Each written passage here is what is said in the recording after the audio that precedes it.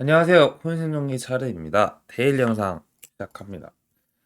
어, 트럼프가 연설에서 바이든의 비트코인 및 암호화폐 전쟁을 종식한다라는 얘기를 하면서 계속 잊혀질만 할 때면 이제 트럼프가 왜 암호화폐 얘기를 안 하지? 라고 할 때쯤이면 계속 얘기를 하면서 뭔가 그래도 변화를 줄 것 같은 느낌으로 뉘앙스를 풍기고 있습니다. 그리고 일론 머스크는 DOGE가 연방주민 제도를 감사하는 것을 고려하고 있다고 말했다. 이게 사실 그냥 깡패죠. 미국의 대통령이라고 봐도 될 것 같아, 거의. 트럼프가 대통령이지만 일론 머스크가 만든 정부 효율성 부서가 사실 뭐 미국의 모든 관할 부서들을 감사를 하고 감시를 하는 게 정말 좀 대단한 것 같습니다. 근데 저만 그렇게 생각하는지 잘 모르겠지만 워낙 그냥 돈이 많은 일론 머스크니까 정부를 효율성 있게 굴리겠다. 그래서 자기가 이거 수장을 맡겠다고 하는 게 굉장히 저는 그냥 믿음직스럽습니다, 솔직히. 그래서 대단한 인물은 진짜 맞는 것 같다 그런 생각이 들고 여기서 되게 중요한 게 방금 말한 저 DOGE가 이제 하는 일이 트럼프 대통령은 일론 머스크가 DOG 저축금의 20%를 미국인에게 20% 부채 상환에 기부하는 것을 고려 중이라고 밝혔다라고 해서 보면 DOG가 정부 효율성 부잖아요. 그래서 정부가 쓰는 돈들 혹은 고위 관료직들이 뭔가 정부를 위해서 써야 되는데 꽁쳐놓은 그런 돈들의 20%를 미국인 모두에게 준다라는 얘기를 하면 그래서 모두가 코로나 경기 부양 수표를 받아서 비트코인을 구매했던 때 기억하시나요? 라는 얘기가 이제 나왔는데 이렇게 20%를 주게 되면은 거의 인당 1,800만 원 정도가 된다고 합니다. 그럼 그때 코로나 때 돈을 풀어가지고 정부 지원금으로 코로나 먹고 살기 힘드니까 너네 돈 좀 줄게 해서 뭐 대부분 나라에서 지원금을 많이 줬죠. 대부분 나라가 있는 좀 그렇지만 우리나라도 줬었죠. 근데 미국의 코로나 경기 부양 그 돈을 주고 나니까 일어난 효과가 사실 지금까지 우리의 꼬리표를 달고 있는 인플레이션이 사실 이때 이것 때문에 나온 거기도 하고 인플레이션은 사실 10%가 넘었었는데 그 10%가 지금이서 이제 3%가 된 거죠. 금리를 이렇게 올리고 나니까. 근데 어쨌든 그때 코로나 때 부양책처럼 돈을 풀고 나면 비트코인뿐만 아니라 사실 미국 주식도 엄청 오를 수 있고 그러니까 뭐 투자 자산은 엄청 오를 수 있겠죠. 부동산도 사실 오를 수 있겠죠, 그러면. 그래서 이런 얘기를 이제 하고 있다. 비탈릭은 최근에 제게 가장 실망스러운 일은 일부 사람들이 이더리움이 좋지 않고 편협하다고 말하는 것입니다. 블록체인의 카지노를 충분히 존중하지 않기 때문이고 다른 체인은 어떤 신청이든 기관에 받아기 때문에 더 낫다고 합니다. 블록체인 커뮤니티에 그런 도덕적 문제가 있다면 저는 블록체인에 참여할 생각이 없습니다. 이더리움은 우리가 보고 싶은 세상을 만들기 위해 함께 일해야 됩니다.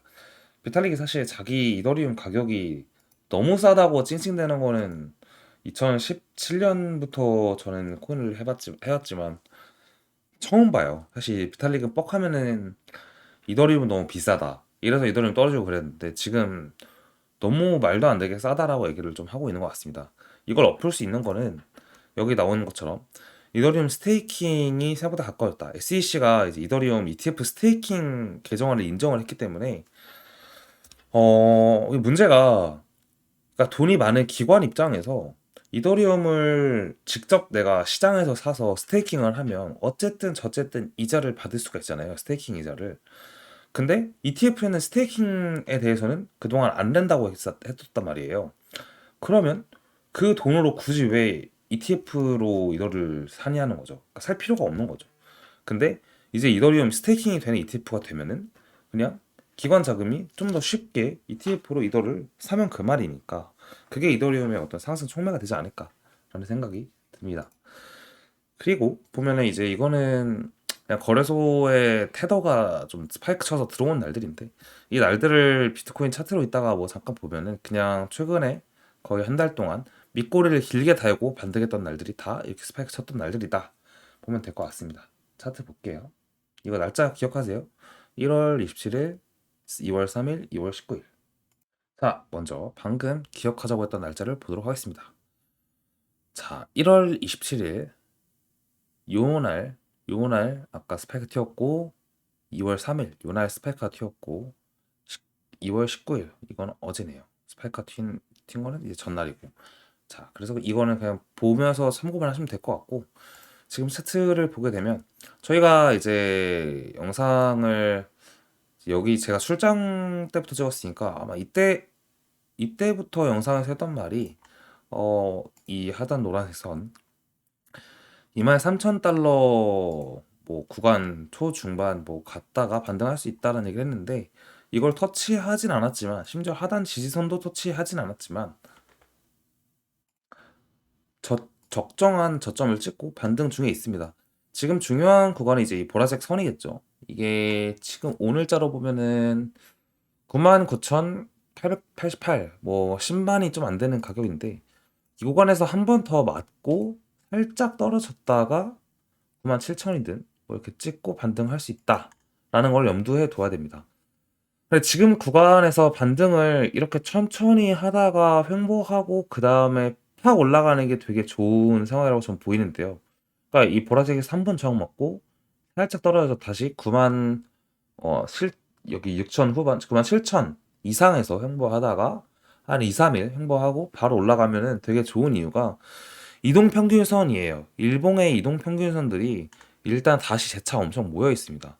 그러니까 탄력을 받을 수 있는 좋은 구간이기 때문에 이걸 탄력받아서 올라가면 또 이격도가 벌어지게 되면은 이런 식으로 이격도가 벌어지게 되면 굉장히 좋겠죠.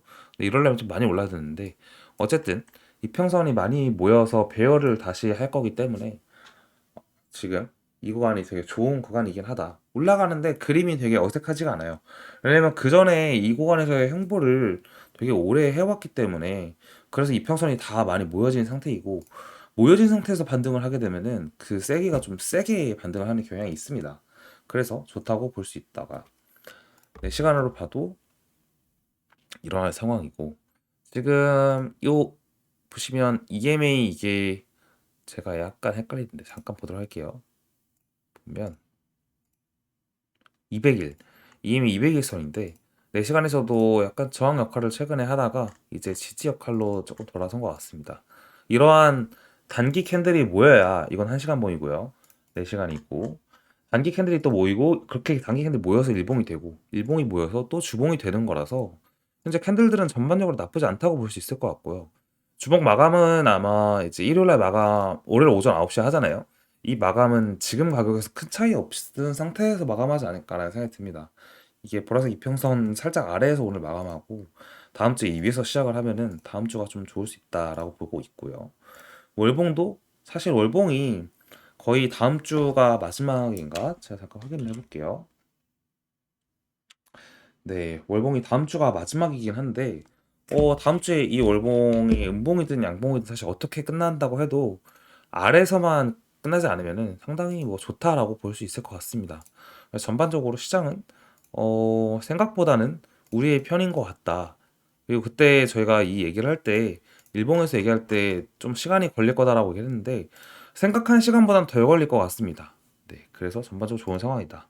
금 같은 경우도 계속 신고점 위에서 놀고 있고 그리고 미국의 주식 US 110D 이 나스닥 선물 100개 상위 종목 이것도 신고점 부근에서 일단 놀고 있다라는 걸 감안했을 때 우리는 비트가 더 갈 가능성이 높다라고 볼 수 있는 것 같고 중요한 건 달러 인덱스인 것 같아요 솔직히 달러 인덱스가 하방으로 완전히 기울어졌기 때문에 결국 자산 시장 자체에는 좋은 영향을 미치지 않을까라고 해석하는 게 맞아 보입니다. 그러면 일단 여기까지 할게요.